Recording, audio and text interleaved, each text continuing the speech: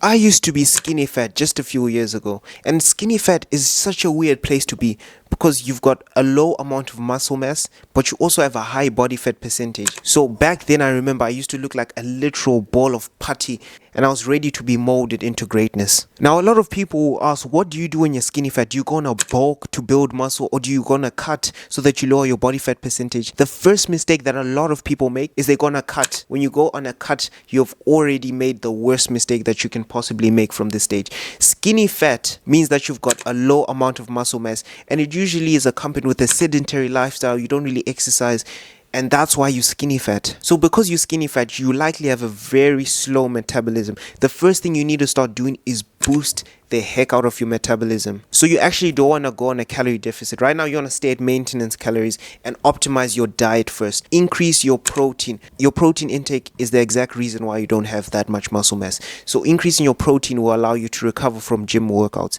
2.2 grams of protein per kg of body weight. So if you're 50 kgs right now, then you should be having 110 grams of protein each day. But how do I know how much? Well, firstly, you should be tracking your calories. If you're not tracking your calories, then that's why you don't have any progress in your life. Start tracking your calories and have a general understanding of your macronutrients. You can use MyFitnessPal and weigh your food, or you can use AI. You literally track your calories by just taking a picture, and AI will evaluate calories. So you want to track your calories at maintenance right now. Because you've now increased your protein, you're likely able to build muscle way easier, which means your maintenance calories will slowly creep up. So slowly increase your maintenance calories as you build muscle. DM me diet plan on Instagram, and I'll send you a completely free full diet plan that you can eat that has high protein foods to get you to build muscle. Nextly is to actually get into the gym and focus on progressive overload. You want to be training at least 3 to 4 times a week consistently. You don't need to train more than 4 times a week to maximize gains. In fact, 4 times a week is probably the most optimal, because if you're training more than 4 times a week, it means that you're not going hard enough, because you need to be able to recover properly.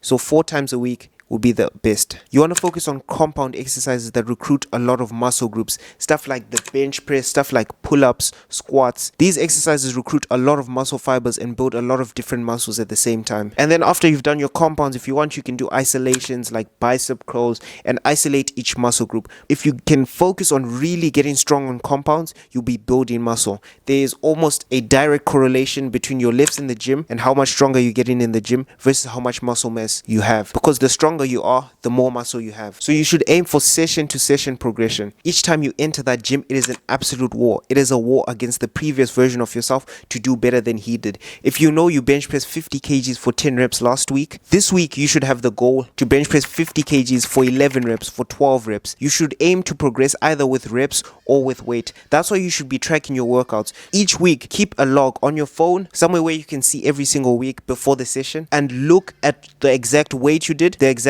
reps you did that for, and then always set the goal to beat that in some way. If you don't track your progress, then how are you supposed to know what weight to beat? You're less likely to challenge yourself if you don't even know what you hit last week. But if you have a clear goal to say, last week I did 10 reps, this week I want to do 12 reps, that will make you more motivated to progress, and it will allow you to fight and dig deep for that next set. If you can progress in the gym, you are building muscle. The next step is to just move more. The skinny fat look comes from a sedentary lifestyle. If you can boost your calories and burn more calories, you are boosting your metabolism. If you can start by just walking 10,000 steps each day. Let's say normally you walk 2,000 steps. You going from 2,000 to 4,000 steps a day is boosting your metabolism a bit.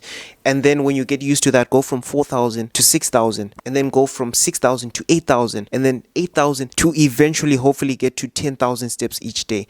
The more steps you do on a day-to-day basis, the higher your metabolism is, which means that you can eat more food and get more micronutrients. Because the more food you eat, the more micronutrients you can actually have in your body. But you don't want to gain body fat. That's why you want to keep your output high, so that you're burning a whole bunch of calories through walking and stuff like that. And then you can have all this food and all this fuel and all this micronutrients that your body can use to process and build muscle. So don't just wake up at 10,000 steps each day. Gradually get there. If you know you do 3,000 steps usually, bump that up to 5,000. And then when you get comfortable with 5,000, bump that up from 5,000 to 7,000. The next thing is to track your progress and track with your weekly average scale weight. The reason why we say weekly weekly averages, because your weight fluctuates a lot day by day. So you can't just randomly check on some random day of the week, because water weight and all this, they can affect, and it causes weight fluctuations. If you want an accurate reading, then you have to track your weekly average weight. You do this by tracking your weight every single day at the same time of the day. I recommend just waking up in the morning and having your scale there, standing on your scale,